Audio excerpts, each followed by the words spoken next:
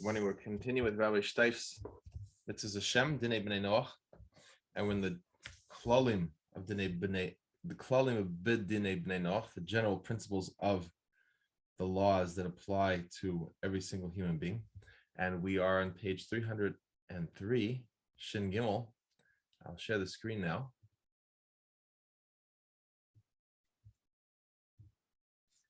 And we're up to Yud Aleph, number 11. Ben Neach sheshagag b'achas mitzvayso potter meklum. A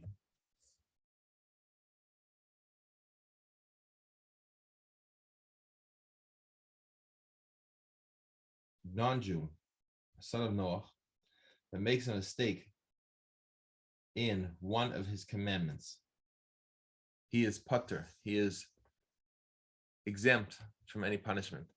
So in paragraph 10, we talked about the punishment for transgressing the 7 commandments.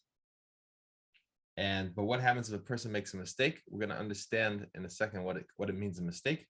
But the general principle is that he is exempted from punishment. Then it says over here in square brackets, chutz me'rotzeach sheish pratim b'zeh, other than a murderer, that there's details in this, like we're going to explain in the mitzvahs, in the warnings of against spilling blood with the help of heaven. And then over here, it says in footnote 10, Lo zachino l'dvar b'zeh ki lo matzano rak al avodah zarah. V'kas Hashem agili arayis. We did not merit to find the author's words on this because we only found his writings on idolatry, on using God's name in vain, saying that something not nice of God, and the Gili Arayis is sexual immorality. Ubeikar Adin, to understand the laws, look in the Rambam, in the Mishnah Torah, in the chapters Laws of Kings, Perek 10, Halacha Yud, and Perek Hey, and also in the 5th chapter of the laws, Rotzeach, the laws of murderers, in the 34th chapter.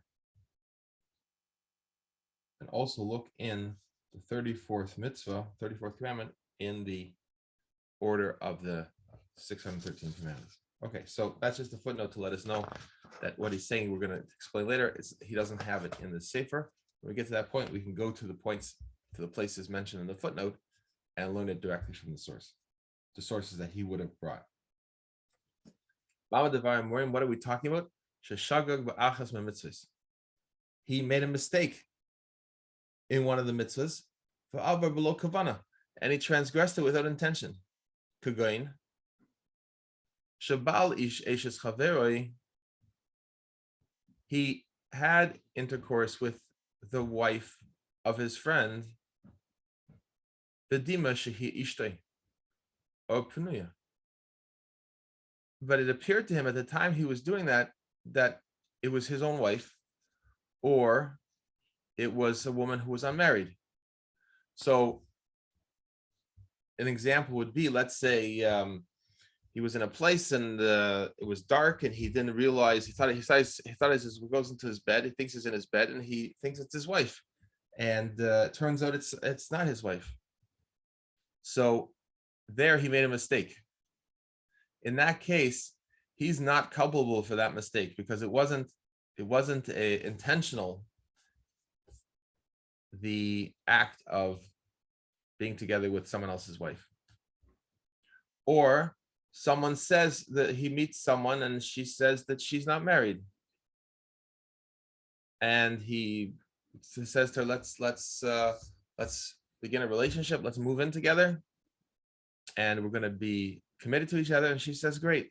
And it turns out that she's really married to someone else and she's really, someone else's wife. Then, but he didn't know that. But if he knew that it's really the wife of another man, chaver literally means friend, but it doesn't necessarily mean his friend in the sense of like his buddy. But it could be his buddy, or it could be just a chaver, meaning to say any other man. If he knew that it was really the wife of another man, but he doesn't know that she is forbidden to him, but it comes into his heart that this sin, and in parentheses, the sin of Gili Arayos, this Avon Gili Arayos, the sin of being with a woman, he's forbidden to him. Mutalai, he comes to the conclusion that this is permissible. He knows she's married, but he thinks it's permissible to be together with her. And also, if he kills someone, but he doesn't know that it's forbidden to kill, Harizek Karov Lamezi, this is close to intentional. Because he really did the act intentionally. He just didn't know that he's not allowed to kill. He didn't know that he's not allowed to be together with someone else's wife. Venerag. And he is to be executed. Don't give consideration. It should not be considered for them to be a mistake. It should not be considered a mistake. Because he had a commandment, he had an obligation to learn, and he did not learn. And if a person, so therefore everyone is considered responsible for these commandments, to know them, even if they never met a teacher. So that's very has a very profound aspect to it, because if a person's considered that he should have learned, and he's therefore responsible for the fact that he didn't learn, to the extent that he would be executed for not knowing, for doing something that he didn't know was wrong, then that shows that how basic and fundamental these things are. Like, it's built into the fabric of the human being, that this is something that he's supposed to be aware of. He's supposed to understand from himself. You're going to say, 1 second, he's in the middle of the desert in Africa, or the jungle somewhere, or in a top of a mountain in Scandinavia, and there's no rabbi around. He can't find a copy of the Torah anywhere. There's nothing to tell him that it's wrong, but he's still responsible, because every human being is responsible for this basic understanding. And he cites then the Gemara on Makkas in page 10, second side, the Rambam in the 9th chapter of Malachim and Halach Aleph. So then he continues in the square bracket. So I'm B'Sefer Chasidim, and see in the book called Sefer Chasidim, Siman Kufnan Gimel, Shekasa Sha'adam Tzaych Lahavin Gam Ma'atzmei, that a man needs to understand also from himself, the Gam Hasibois Mahud Hayosher Masha Tzaych La'azav. What are, he has to also understand from the causes, Ma'asibois, from the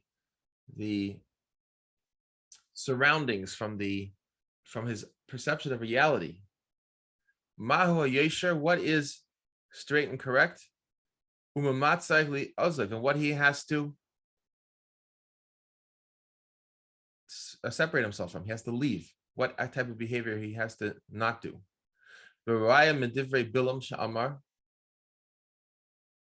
And there's a proof for this from the words of Bilam.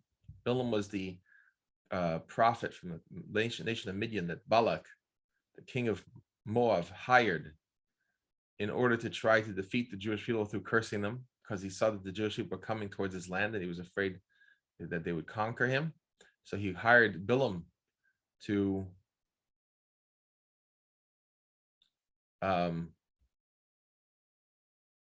conquer, to conquer them through cursing them. So if he could get God angry at the Jewish people, then he could defeat the Jewish people that way. That's because he realized he couldn't take them on militarily. So Bilam says, Chatasi, Kilo Yadati, I sinned, for I did not know. So this here is where he's going to curse the Jewish people, and his donkey keeps stopping. Is like it's in a path, there's a gate, there's like a fence or something there, and he keeps stopping and not going forward, and Bilam's hitting the donkey, and the donkey is moving to the side and pushing Bilam's leg against this obstacle on the side. And Bilam is very, very angry at the donkey because the donkey is not going forward, and it's very embarrassing to him because he's trying to show off that he's gonna go forward and follow on this, what he's been hired to do. And so then it's revealed to him that what was happening really was the donkey saw an angel, and the angel was standing in the way, preventing the donkey from moving forward. And the donkey had fear and awe of this angel, but the donkey saw the angel, but Bilam didn't see the angel. So when Bilam suddenly sees and realizes that the angel is there, he says, Chatasi, I sinned, Kilo Yadativ, because I didn't know. I sinned, I didn't know. So the question, the Chayra Kasha continues, Rabbi Steif. Therefore, but this is at first glance very difficult to understand. Kivan Shalo Yada, Shamalach Eimed Negdoi Ma Chata. Since he didn't know that the angel was standing in front of him, in front of the donkey and him, and preventing the donkey from going, so in what way did he sin? He's pushing, he's wants his donkey to go forward. The donkey doesn't go forward. He hits the donkey. Where's the sin if he doesn't know that there's an angel there blocking the way?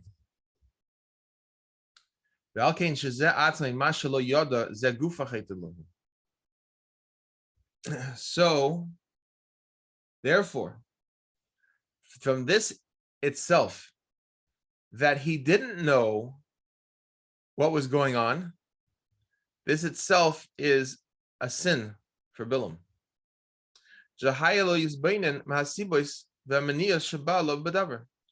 It was upon him to contemplate about the causes and the obstacles, the things that were preventing him, that were coming upon him in the thing that he was trying to do.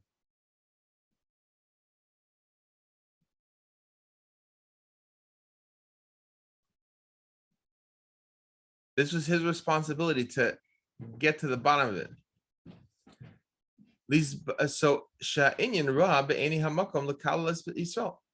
he knew, and he had the ability to contemplate into and see that the concept of cursing the Jewish people was evil in the eyes of Hamakom, is referring to place, it's referring to God Almighty.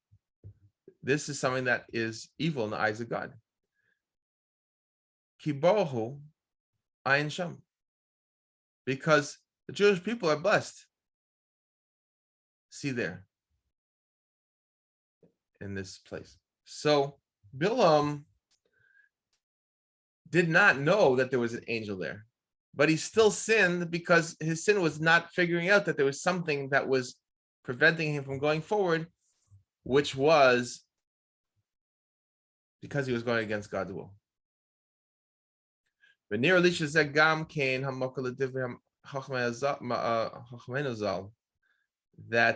the Masha Amu, this therefore he believes is the source to what the sages write in the Gemara Makkos in Tes Amud Beis. B'nei Noach nerag, a non-Jew is executed. Shahaya lo lilmod v'lo lamed, because he had upon himself the obligation to learn and he didn't learn. V'yesh loymar, And one could say the Shamokal is Zahu, and the source for this is Midvarim Elu Shamar Bilam Chatasi Kilo Yidati. The source for this is from the words that Bilam said, I sinned because I did not know.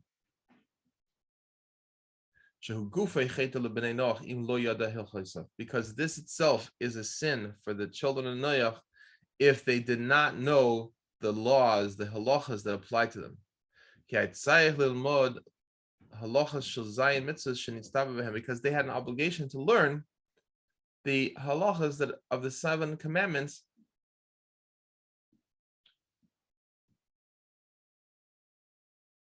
that are obligated, that they're commanded in. So this is getting to a couple very, very profound points to understand over here. Number one is that we're responsible, every person is responsible for doing the right thing, for knowing what the right thing to do is in every situation, even if he does not have access to the Torah, he doesn't have access to a teacher. That's his responsibility. So this is a very important concept, because here we're talking about the, we're not only learning this for our own practical understanding, but it's necessary to set up courts of law in every jurisdiction, in every town, in every region, in every area, in every village. So a person needs to understand, you're going to come along, and if you're sitting as a judge, and the person's going to come along and say he didn't know that he wasn't allowed to do all these things.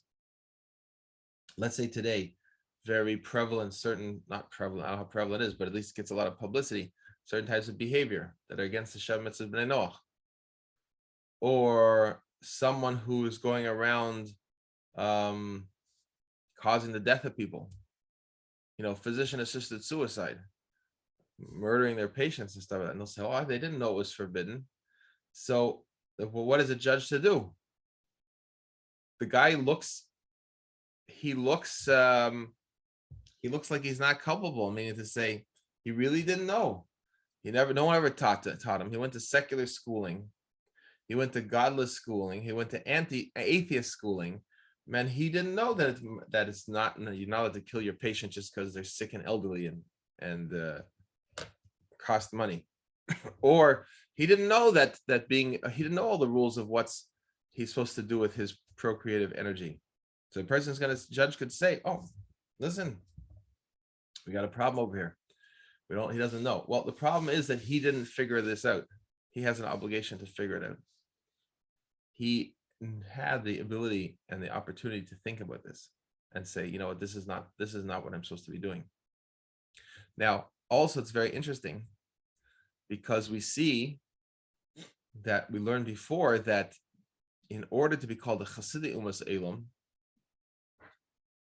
and have a portion of the world to come, a person has to do it because he is commanded by God Almighty through Moses, our teacher, on Mount Sinai. And that's doing it for that reason. And having that in mind as the reason he's doing it is necessary for him to become one of the pious of the nations of the world. And he then gets a portion of the world to come. His soul lives on. And we said we have a question of whether or not a person who just does it because it's the right thing, even though, but not because it came from God on Mount Sinai. Question is, he's not one of the wise ones, or he is one of the wise ones. What we see over here is that it's how essential it is. Hold on just one second, please.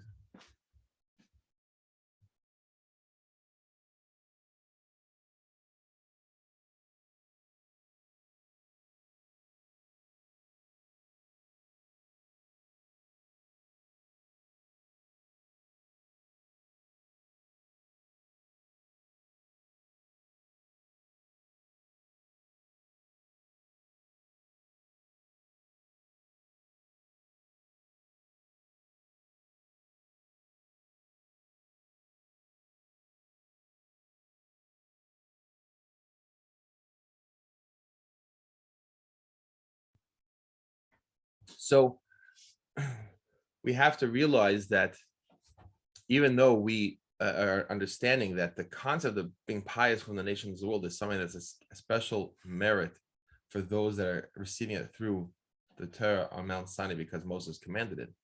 Nevertheless, and we might say that the person is just doing it because it makes sense, is not even one of the wise people. But nevertheless, wise or not, pious or not, and unwise or not, he has to do it. The bottom line is that every single human being has to observe these commandments. It could be that he's in a place and a time he never heard of the Torah. He never heard of Moses. So, however, he still has to keep the 7 laws. That's not negotiable. What education he had, where it is, why he's doing it, whether he's doing it because he believes in that it was given through Moses, or he knows who Moses is, all these different things are completely irrelevant to the bottom line is that he must observe these commandments. And so it also gives us a lesson in terms of the first of the commandments, which we said in Gemara and Sanhedrin, it says the first of the commandments is dinim. First of the 7 commandments is dinim, which is including education and instructing and guiding people. So you have to realize that in terms of doing that, while we want a person to ultimately understand that he is doing it because God commanded it through Moses on Mount Sinai, but nevertheless, the fundamental bottom line is that the person keep it. That's the key. At the first level, at the threshold level, every human being must keep it because it is what it is. And he has the ability to access that and to figure that out on himself, on his own. But then he has to come to the next level. He has to come to the next level of being of being one of the pious nations, to understand where this really comes from. It really comes from God. Understand what that means, and it came to God from God through the Torah Mount Sinai, through Moses on Mount Sinai. That's the next level that he has to understand. Hold on one second, please. Say.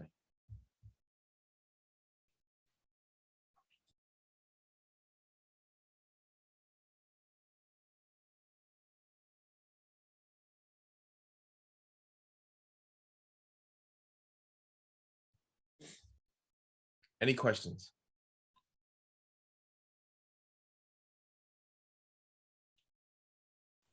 Okay.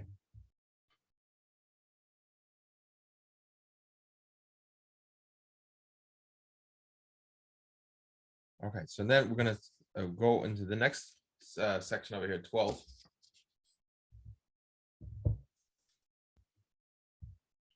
Ben Neach, she'ansu anas la'avur al achas mitzvos, a non-Jew that is forced, a way of being anus means he had. We know that a person always has a choice, but he's been given the choice of either transgress one of the 7 commandments or get killed, let's say. So it's always a choice.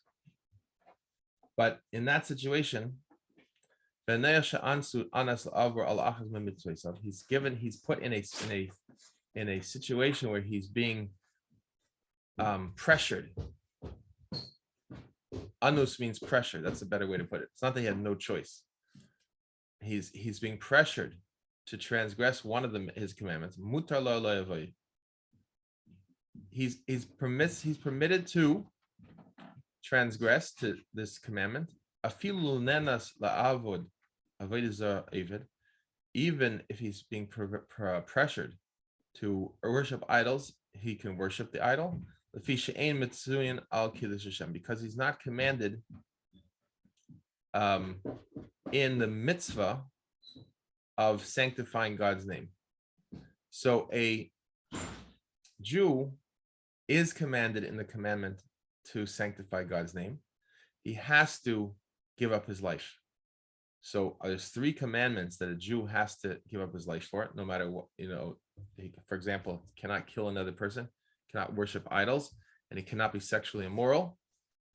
The guys, someone says, okay, here, unless this this Jew bows down to idolatry or commits an act of sexual immorality or kills someone else, they're going to shoot the Jew, God forbid. So he has to give up his life. Cannot bow down. Now that's called Kiddush Hashem. Why is it called Kiddush Hashem? Because a person is sanctifying God's name. He's saying, I am putting my connection to God Almighty in this world and the next ahead of any physical considerations. I'm putting we talked about before the drive for eternity. I'm putting my connection to the eternity ahead of this temporal life right here, right now. And therefore, I am going to choose the eternal spiritual life over the physical life right now. And that's called Kiddush Hashem. That's that's glorifying God's name in the eyes of everybody. Who would be glorifying God's name in front of when a Jew gives up his life?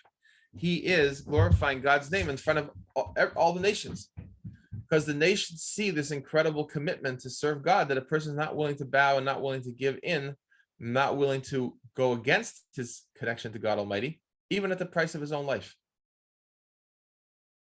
So that's why it's called sanctifying. Kiddush means to sanctify Hashem, sanctifying God's name. Now, there's more. We're not going to get into this week. Hopefully in the coming week, we'll come back to the detailed discussion over here about this. But continuing the general concept over here. Kasav Rambam Hilchos Yesodei Torah, the 5th chapter, 4th halacha. Kol shemi shenemar bo ya'avor v'yal yareg v'nergu lo yavar harizu nischay b'nafshi adkan. It seems to say, the Rambam saying that anyone who is in a situation that he should transgress and not get killed, and he gets killed because he does not transgress, he is responsible, he's culpable for his own soul. Adkan. So what would be a situation of that? Let's say a Jewish person, someone comes along and says, eat this piece of non-kosher meat, and he says, I'm not doing that. And the guy, he says, eat the piece of meat, he's going to kill him. And the Jew says no. Now, then, assuming there's different requirements over here. I'm not going to get into all the details, but whether it's public, if it's public and it's before 10 other people and so forth, then it could go into the situation where he does have to give up his life. And if it's the time of a war against Judaism, then he would have to give up his life. But let's just say he's walking down the road and some guy, he's in a restaurant. Some guy comes up to him, some drunk guy. No one else is in the restaurant. He says, "Hey, Jew, eat this piece of pork." Ha ha ha ha. All right, he's going to shoot him. Then the Jew could eat that piece of non-kosher meat, because he's not commanded to sanctify God's name in that situation, because first of all, no one else is going to see it. I mean to say, it's not that it's not important, but he's not doing an act of sanctifying God's name because it's not a public display. He's not sanctifying God's name by standing up against an evil decree. And God's saying, you know what? Get yourself out of this situation. You could eat that piece of meat. But if he says he's not going to give up, he's not going to eat it, he's going to give up his life, then he's in this and he dies. So now the guy shoots him, God forbid. So the Rambam says, how is that? Now he's responsible for his own soul. He was not supposed to die in that situation. I mean, obviously he was supposed to, God is running everything, but that was not the choice that God was indicating to him was the right choice to make. Imke Nira, says the Rabbi Steif, therefore would seem to be, appears, the Gam b'nei Noach in a Rishaylach melatzmei le'yareg. Therefore, a non-Jew is not permitted to be extra stringent on himself to be killed, to take the consequence of death, where he's being pressured through this threat. So he should not be extra stringent on himself. He can't say, oh, you know what? Hey, listen, I could take on the other mitzvahs of the Torah, right? If you decide as a non-Jew you want to eat only meat that has had all the blood withdrawn through salting, and you want to, eat only kosher slaughtered meat, you could do that. And if you do it according to halacha, you get reward for that. But here, the Rabbi Steif is saying it seems to be that if a person says, I'm going to be extra stringent on myself, the problem is the Rambam saying you can't be extra stringent on yourself just because you want to. So if a non-Jew is not required to sanctify God's name, then he does not have the option to say that he's going to give up his life in a situation where he's not required to give up his life. The kivon said since so since he's exempted from the obligation to give up his life, he doesn't have the permission to cause himself to be killed. Because he's also commanded to prevent the spilling of blood of himself. Could exceed, like it says in the book of Genesis, chapter 9, verse 5. And even your blood for your souls I will require. May they say you're responsible, person responsible for his own blood. They shouldn't be spilled. And we're going to explain it later on in the mitzvah of murder later on. Now, as we said before, the footnote says that this was something that we don't have a Rabbi Steif's compilation of it. Yud Daled Avol. Now, what would be? Let's go into this further. Avol im yocholul maleit nafshei livrach mitachas yad hamanes ve'eno yisei. If he had the opportunity to save his soul, to escape, and to run away from under the hands of the person who's pressuring him, and he doesn't run away, he's like a dog who returned to eat his own vomit. It's a very disgusting level. And he's now called a server of the service of stars and constellations, intentionally. And he's, so to speak, he's thrown off track from going into the world to come. And he goes into the lowest level of purgatory.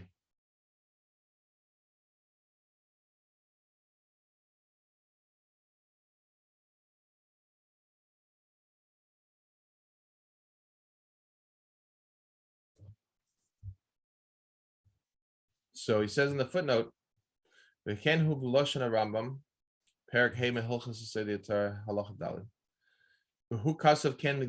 writes this by a Jewish person.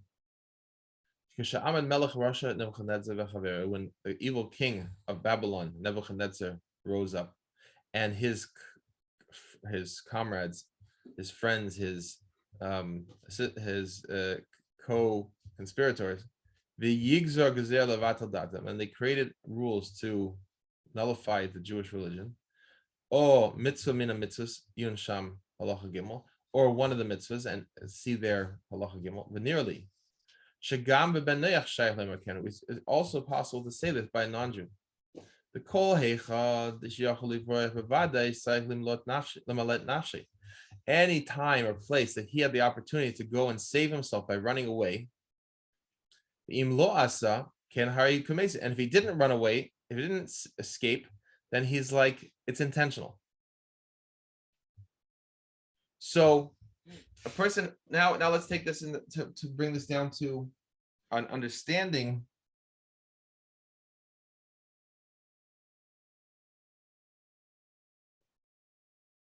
that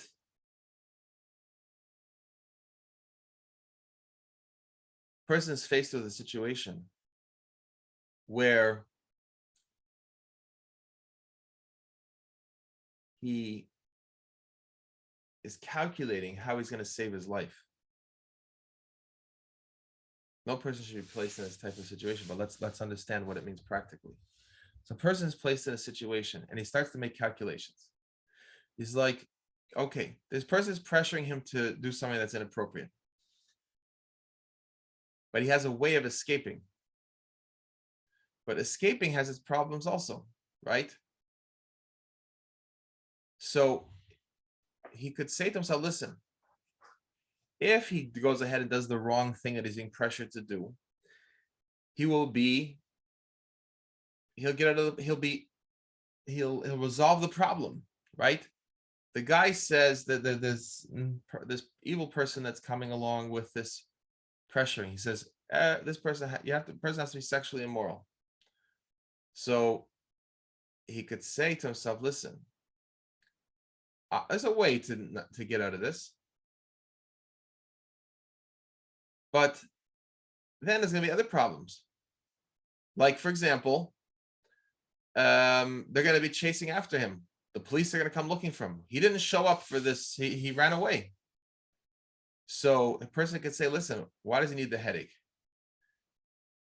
Let's just go ahead and comply, because that way he now won't have the pressure anymore. So that person is really going down to the lowest level. This is fascinating to see. The person who had a choice, he only had a choice, it seems, from death or doing the thing that he's not supposed to do. Then the Torah says, okay, save your life and do it, because you don't have an obligation to publicly sanctify God's name. But if you could have got away and run away from it, maybe paid a bribe, maybe convinced the guy that you don't want to do it, maybe pretend you did it and run away, maybe just run away, escape, all kinds of different things you could do. And if you don't do that, then a person is considered, it's the lowest of the low. It's not just that he's considered, it's incredible, the concept over here, meaning to say it's not just like, okay, a person who does one of these terrible things is done a terrible thing. It's saying it's describing in great detail how he's considered such a lowlife for having done something that he could have escaped from doing. It's not like he got angry at somebody and he killed somebody, or he was filled with strong desire for a particular person and to be intimate with them, and he went ahead and did it, and he's responsible. That's a problem. But here it's worse, because he could have got himself out of the situation, and he didn't.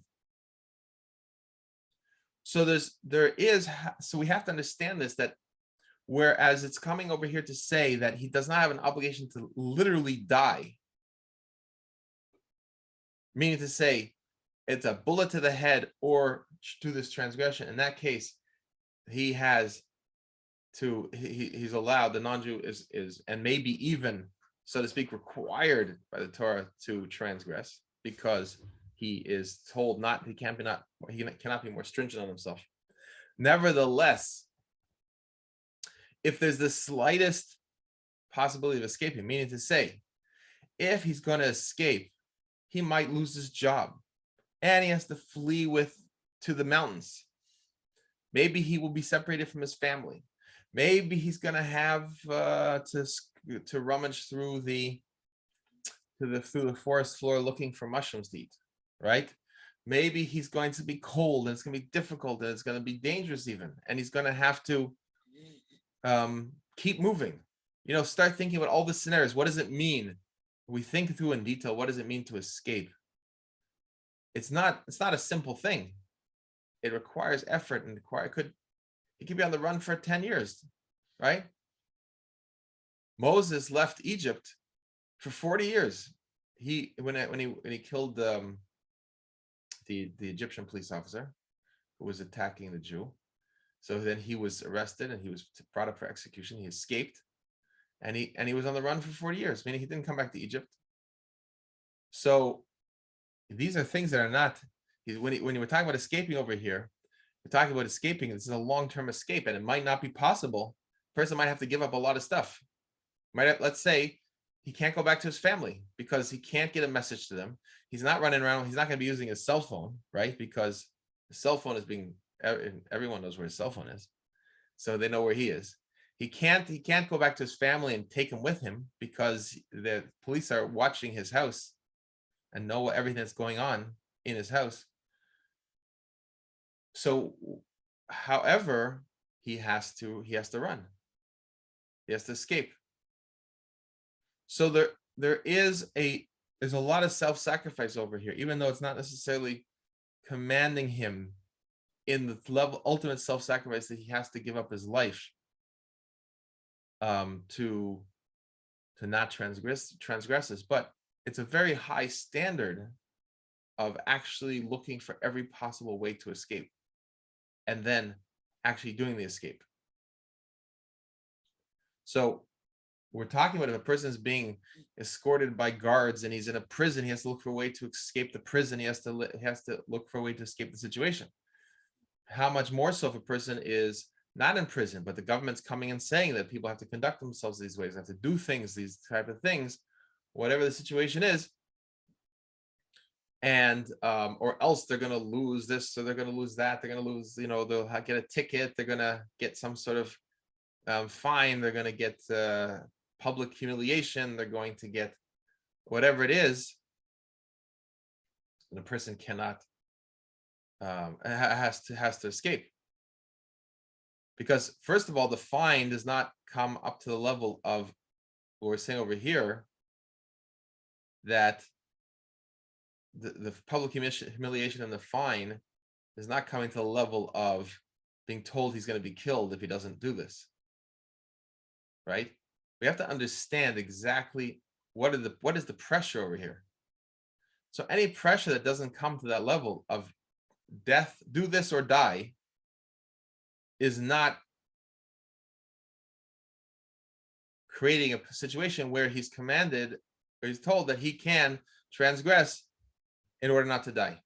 So something like they're going to fine him, or they're going to publicly humiliate him, or they make a list of all the people that are crazy enough to refuse, all these kind of things, then he is clearly not, that is not something where he can give in on. It has to be the cost of his very life, meaning right here and now. Not, I want to suggest, saying, oh, well, the person's going to be fired from his job, and if he fired from his job, then he's not going to be able to make a living, and if he can't make a living, then he won't be able to buy food, and if he can't buy food, then he's going to die.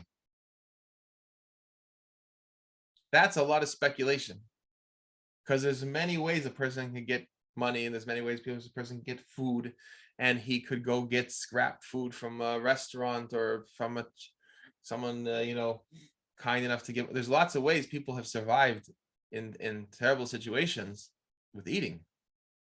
So a person can't come along and say, oh, this could lead to death. The consequences of not complying here could lead to death. So therefore, he's going to go along with that. That's not counting over here. That's not a permissible situation. It has to be that this is now, at this moment in time, it's do this or die.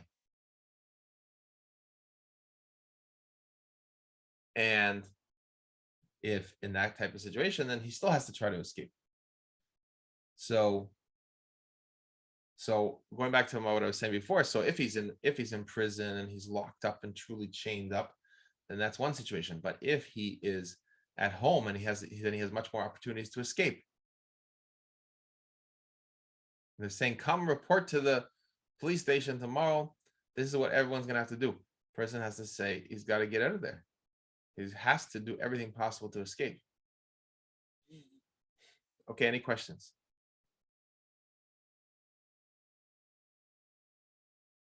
Okay, so then in Tezvav,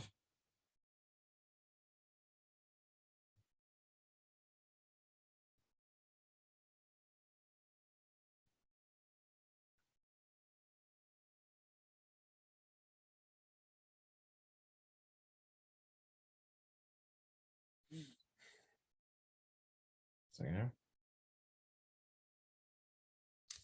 So let's look in Tetzvav.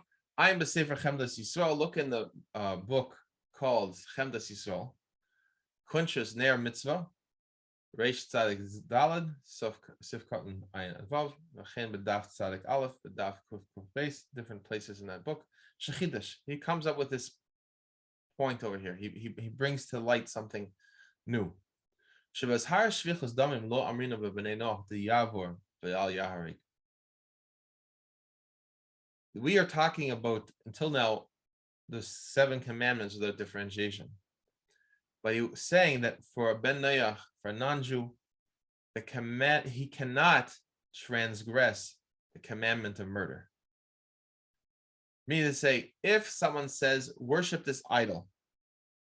Okay, so let's say the government makes an announcement, everyone has to come tomorrow morning at 7 a.m. to the town square, and everyone has to worship an idol.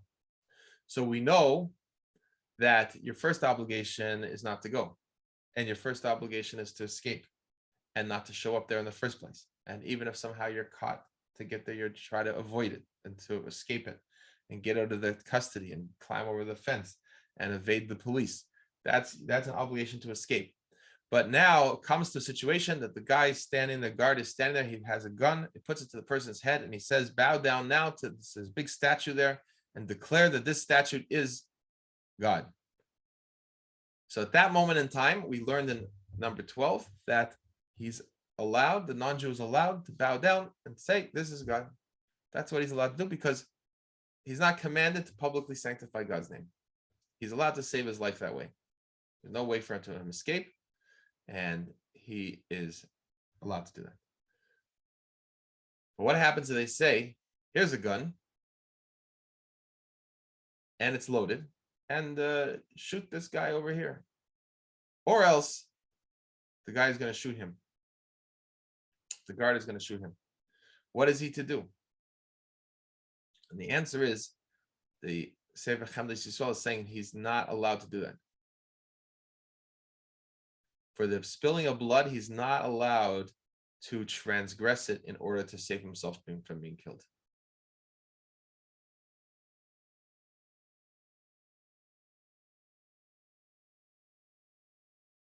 Because the ha'atam b'Yisrael shetzayich limsor nafshei el shvichus damim hu mishum svaras my chazis the dama didach samuk tvei dilma dama de chaver samuk tvei. Because the reason that that in the case of a Jew, he can't kill another Jew in order to save his own life from this decree. That is because the following reasoning. What it is it that you think or see that your blood is redder than his? That your blood is more precious than his? Maybe your friends, the guy you're going to shoot in order to save your life from getting killed by the guard or the person that's telling you to do it, is maybe his blood is redder than yours. There's an expression to say, who's going to ascribe values here? If you cannot come along and say, oh, you know what? It's okay. Listen, I'll save my life. So he's going to die. One person has to die.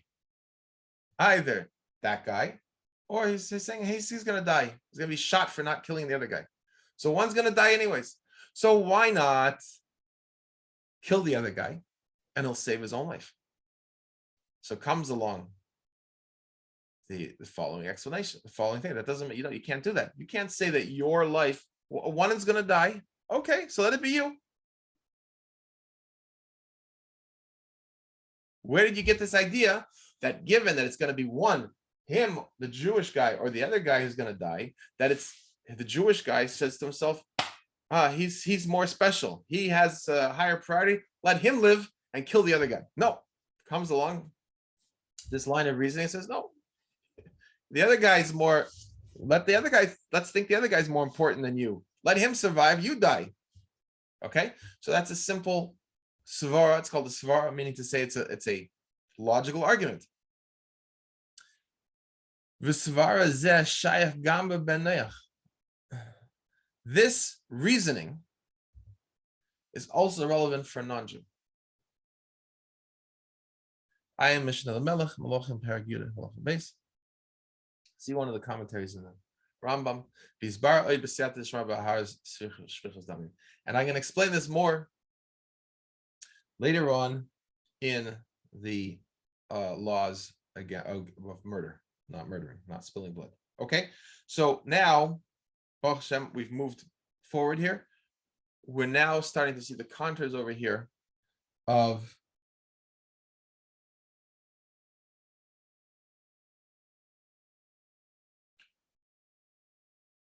we're now seeing the contours of personal conduct.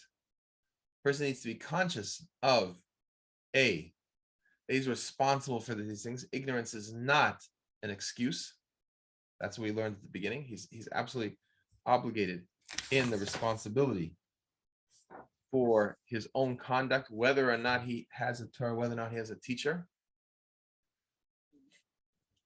So it would also apply to understanding that, going back to that point, is that if a person is coming and learning the Sheva Mitzvos B'nai Noach for the first time, he has to know right off the bat, this is, you have to do this right off the bat. Meaning to say, you come along, you have a person who's going to say, you're doing a outreach program with a Jewish person, and he comes into your synagogue for the first time. He comes to a class for the first time, to a Jewish class. The rabbi is going to teach him.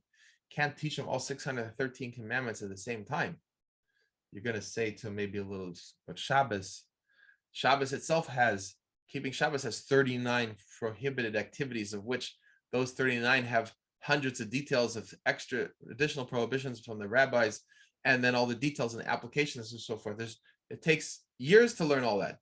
So there's no way you're going to say to the Jewish guy, you got to know all this in one moment, because it's not really possible for him to figure this out on himself. And so there's a certain, it takes time. But a non-Jew has to know that these 7 basic commandments, he's now showing up for the first time in a class, right? He comes to our class for the first time. He has to know that he should have known them yesterday. All 7 of them. He should have known all 7 yesterday by having thought about it and contemplated and understood what the right thing to do is and what the things that are negative to stay away from. So it's a serious responsibility. It's an immediate sense of urgency to learn this for a non-Jew, because to the extent that he didn't spend the time thinking about it, or he didn't have the intellectual, depth of perception to be able to contemplate it, which by the way, that's not an excuse, because every human being, these are 7 fundamental principles. Every human being is expected to know them. So you can't claim, it's really lack of perception, lack of kind of like laziness. Oh, I didn't really like bilam. He sinned by not looking into it. So just, I'm bringing out the point. It's really an obligation. It's a responsibility on the non-Jew to take matters, to take it seriously, to take matters into his, to take personal responsibility to know this. He has to throw himself into this. Okay, whatever I didn't know until now, I didn't know, but right now I'm going to learn it. It's not okay. I'll learn a little bit over the next 10 years. And as a matter of fact, we should probably have at the beginning of every class, since there could be people watching this that never learned this Sheva Mitzvahs before, we should probably say at the beginning of every class, by way of introduction, there are 7 commandments, and here's what the 7 commandments are. Because he needs to know these things. Let's say a guy's going on YouTube, he comes along across this video, oh, the rabbi speaking about this topic, boom, click, right? And he comes in. Today, we did not mention what the 7 commandments are. We started with the point of whether it's accidental, whether he's exempted, what is considered accidental, and we talked about whether he's being compelled to transgress. We didn't mention them. So this non-Jew is going to show up at our class right now. He's pressing on YouTube and he's watching this, and he's going to come out with some information that is not telling him exactly what to do. We need to know this. He needs to learn this also, but he doesn't know the 7 commandments. So I'm suggesting maybe every class has to say this, so that we make sure that anyone who's watching it comes across the video. So let's say that what they are right now. The 7 commandments are: person is, we're learning from the Gemara and Sanhedrin. The first one is that you set up courts of justice to implement, to teach, and enforce the other 6 commandments we're going to say. Not to worship idols. No, there's nothing besides God Almighty. Not to ascribe power or control to any other forces. Not to use God's name in vain. Not to swear in God's name. Not to curse God, God forbid. And then there's not to murder. Not to steal. Not to be sexually immoral. Not to eat the liver of a living animal. So this way, if a person is coming in, they're going to hear right off the bat what those 7 commandments are. So that's just something that comes out from understanding the importance of this. That we need to make sure that we're bringing to everyone's attention right away. So there's a balance over here. On one hand, we don't want to suffice with just a superficial statement of the 7 commandments, give it to a person on the card and say, here, 7 commandments, just don't kill anyone, you're okay. Because there's the life of a Hasidic Umas Elam is so beautiful and complex, and complex in a positive way. I would say rich levels of understanding and connecting to God and connecting to his fellow man. And there's many different details that God lovingly gives to connect to God and to connect to our fellow man. So we're not just going to suffice with a card.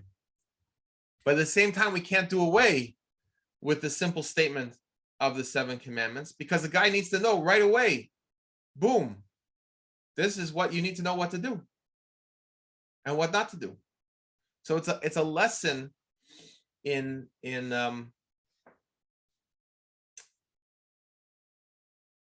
keeping that at the forefront of our obligation to fulfill the first commandment of the 7 commandments, which is dinim, which is to spread the message to the entire world. We have to make sure it's covering both at the same time. It's covering here, 7, don't do these things. And now let's sit down and have a nice cup of coffee, and let's learn together. Let's learn all the details in the 30 commandments, and let's learn all the details of what life looks like and how to serve God. And let's learn about prayer, and let's learn about giving charity and honoring mother and father and loving your fellow and building a family and bringing children into the world. Let's learn all those things, and let's support you in knowing all those things. So they both have to be done. Any questions?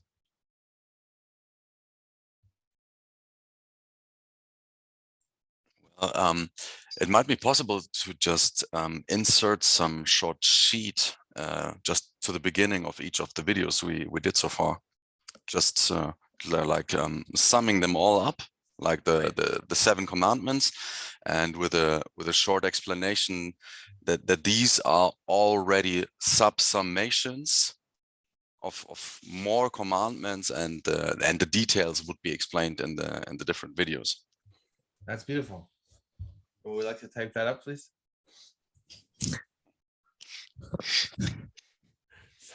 I can put it up because I can put up in the description of every YouTube video has a description place. Like right now, to go back and edit it and put it up, I don't know. To edit the video, I don't know, but at least put it up in the description so if someone comes and reads it, that would be beautiful. If you wouldn't mind, I'm falling through that idea and writing it up, and then we could. The wording that you put is beautiful. So you're letting a person know that there's much more. Mm-hmm. But we want to make sure that you're aware of this right at the outset. Okay, that's beautiful.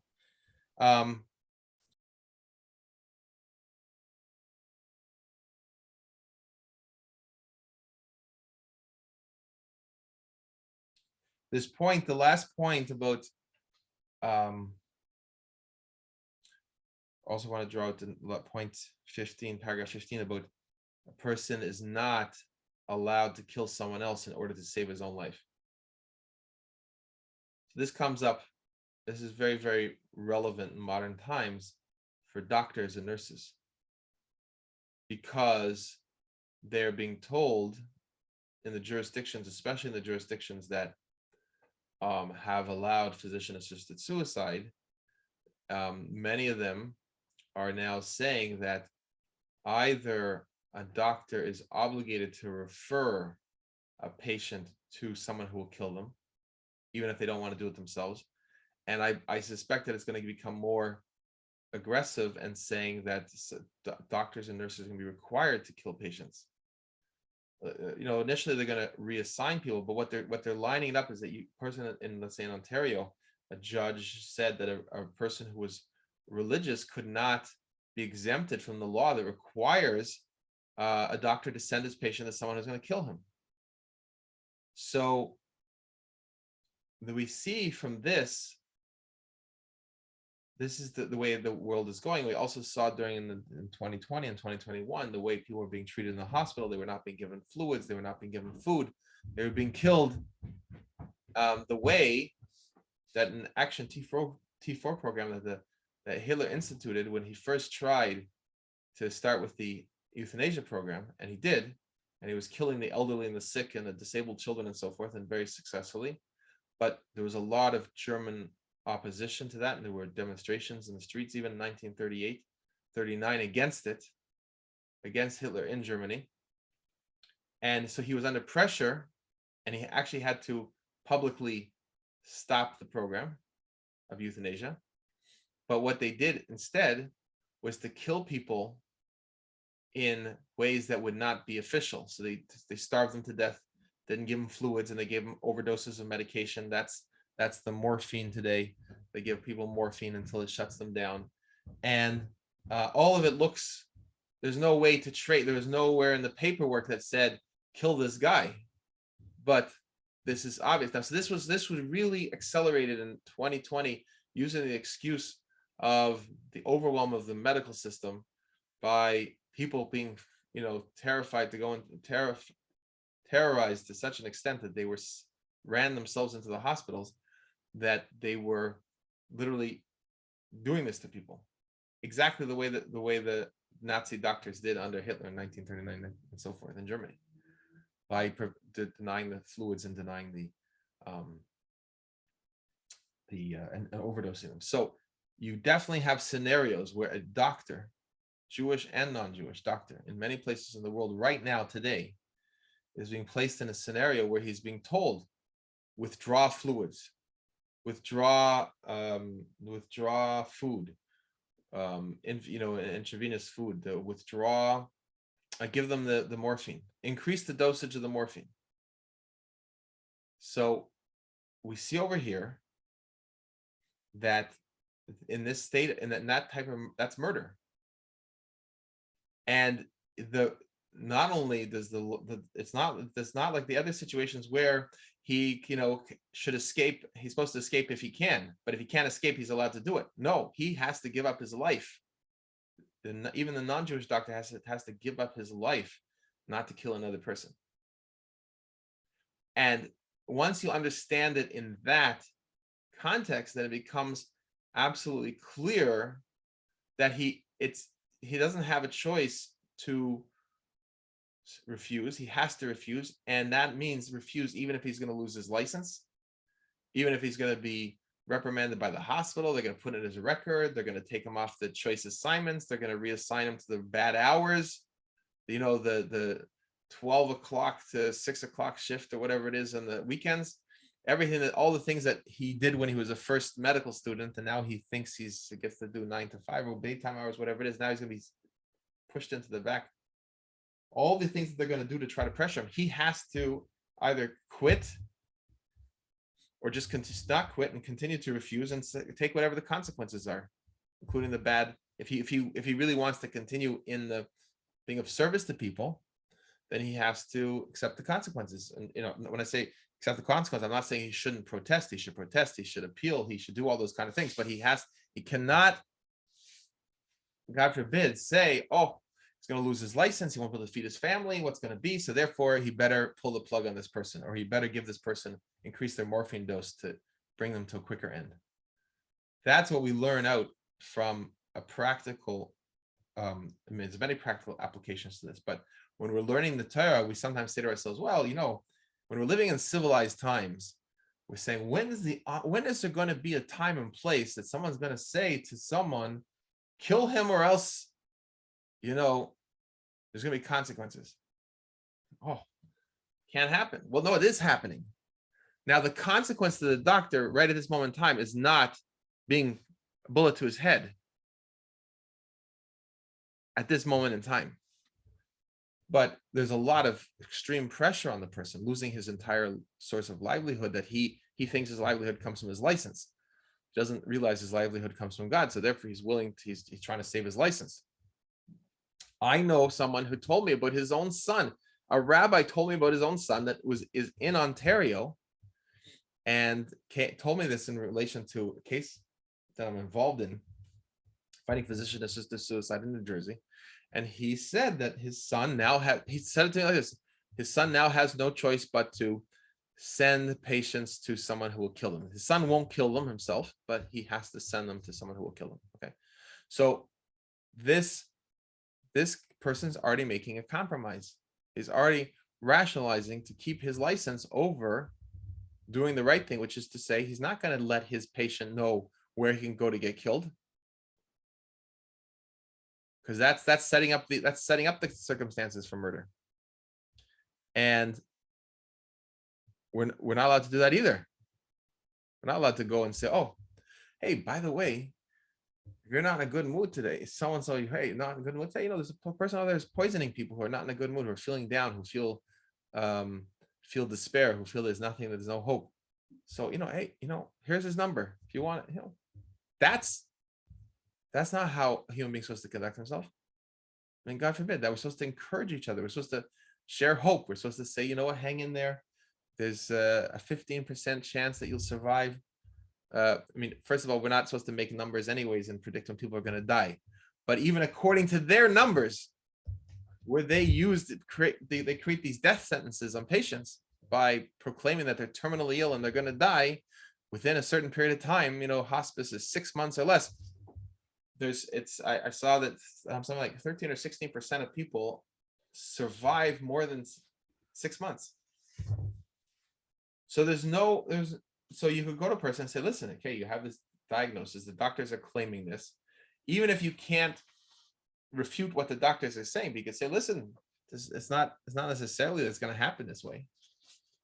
And that's leaving aside the people that recovered completely and the people that are still alive, even though the doctors told them they were going to be dead, and so on and so forth. So that's what a doctor is supposed to do.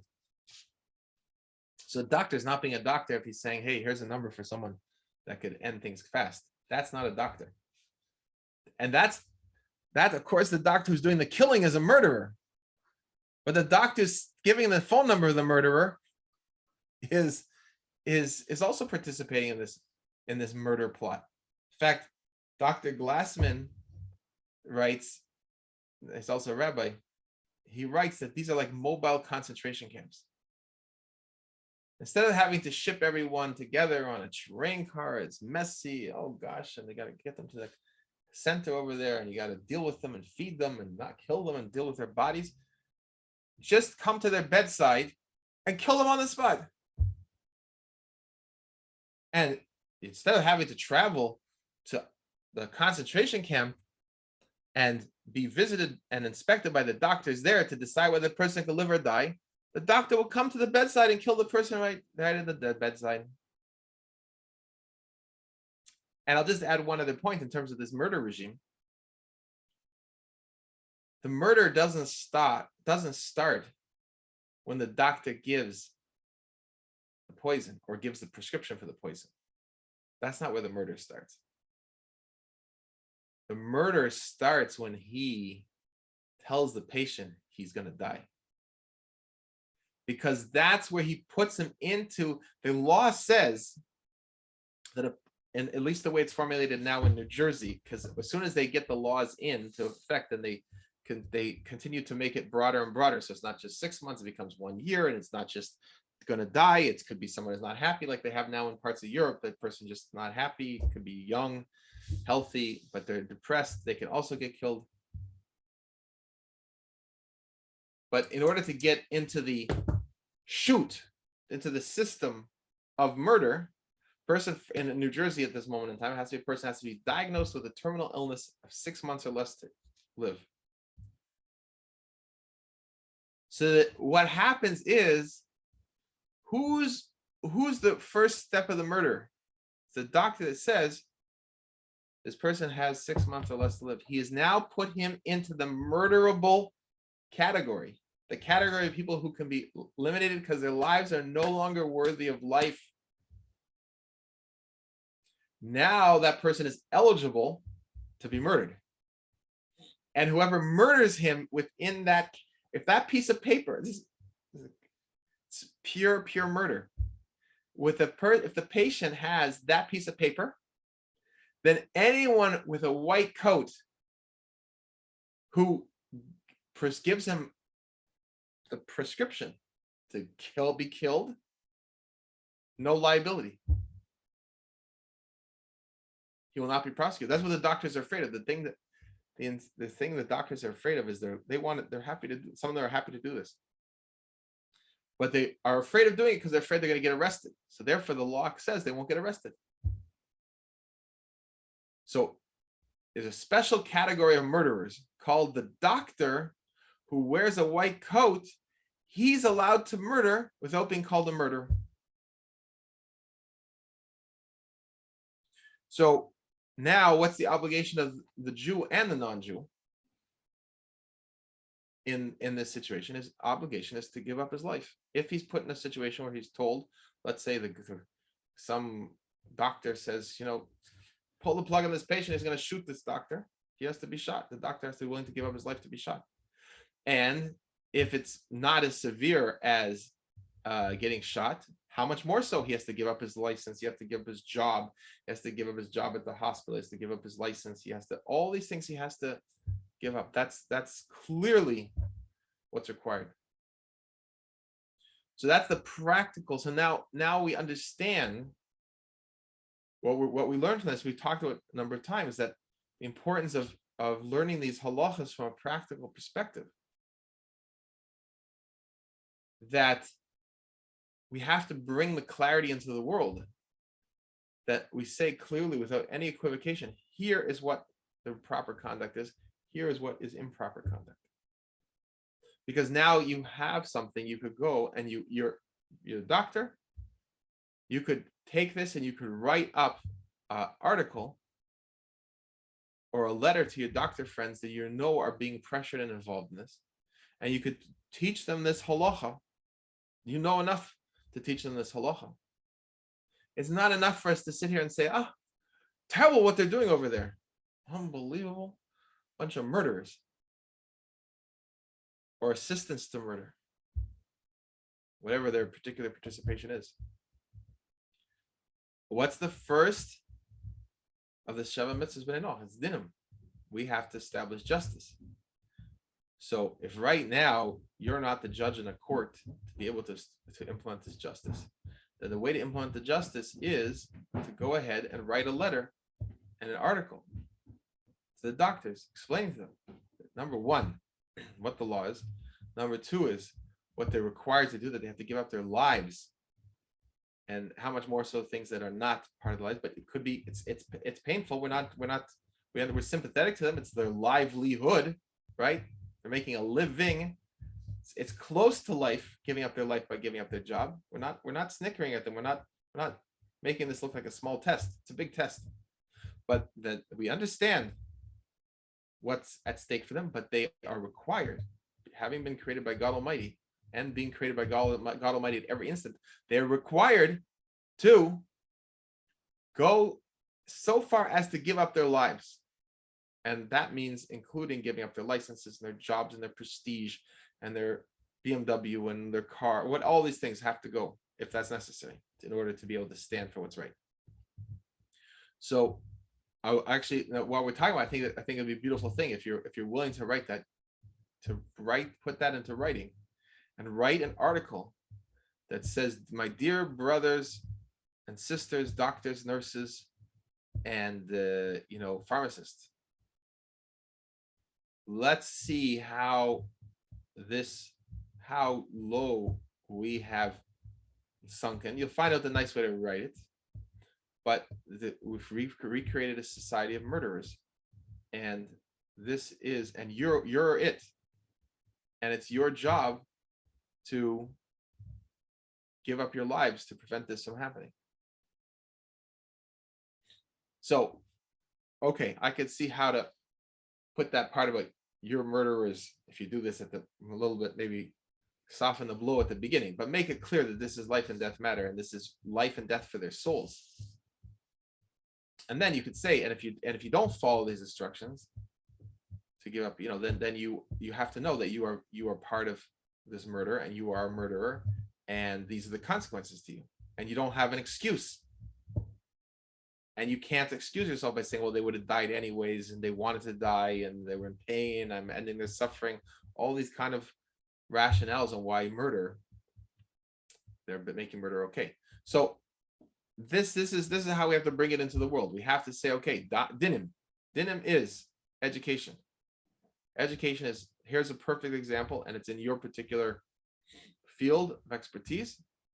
To take this, put pen to paper, and say, here is what God's will is for every human being. And it's going to have an effect on two levels. One, it's going to have an effect because we're no longer sitting and complaining, oy vey, look what's going on. We're now doing something about it. We're making a macha, we're making a protest, and people will read this, and it's going to affect them. It will affect them, that they will make different choices. They'll resist more. They'll try to turn around the system. You never know who's going to stand up from this and say, this has gone way out of hand. We're going to reverse all these laws and make it illegal to kill people. And we'll punish the people who kill people. So this is what we need to do. I hope that you'll take some inspiration from that. And sorry to give you 2 writing instructions, but if you're able to do that, I think that it would be a tremendous service to other people, because I see that what happens is when these laws come into effect, like in Europe now, it's been in some places 20, 30 years that this has been allowed, and it's getting worse and worse. But what happens when this comes into law, there's an initial flurry of like opposition. People, oppose it, and there's debates and stuff, but after it goes into law, people kind of like, there's nothing we could do about it. You kind of just accept that this is the way things are going, and you don't see protests anymore. No one's debating it in the Bundestag and Bundestag, the parliaments. No one's discussing this anymore. It's just part of like abortion. Abortion is just like it's abortion clinics all over the place. Very few people are worked up about it, and especially when it comes to the elderly and the sick, because they have no one to advocate for them. They have no one. They're not even advocating for themselves, because the death sentence they got from the doctor is getting them so down they don't even have presence of mind. So people just let it go. But that's how evil builds itself and goes stronger and stronger, and civilization crumbles. That's allowing official murder. And no matter how much you want to white coat it and say it's because it's a doctor and blah blah blah, it's still murder, and it's that is the destruction of civilization. So you walk around and you have, we have the highways, and we have the cars, and we have electricity and all this kind of stuff, but the core of the human civilization has been attacked, and is now, murder is being accepted. God forbid. So I just want to encourage you, this is how we have to learn. We have to train ourselves and say, okay, this got out of hand. That's when I didn't do enough before, or I tried, but I'm not going to stop. I'm going to continue now. I'm not going to just say this is the way it is. Oh, woe is us. I'm going to write something. I'm going to speak about it, and I want to change people's hearts one person at a time, so that people will come back to their senses and realize that murder is never acceptable. Any points or questions you want to add? Okay. Beautiful. It's good to see you all. God bless you. And we'll look forward to seeing you next week. Shalom, shalom. Goodbye. Bye now. Bye-bye. Bye.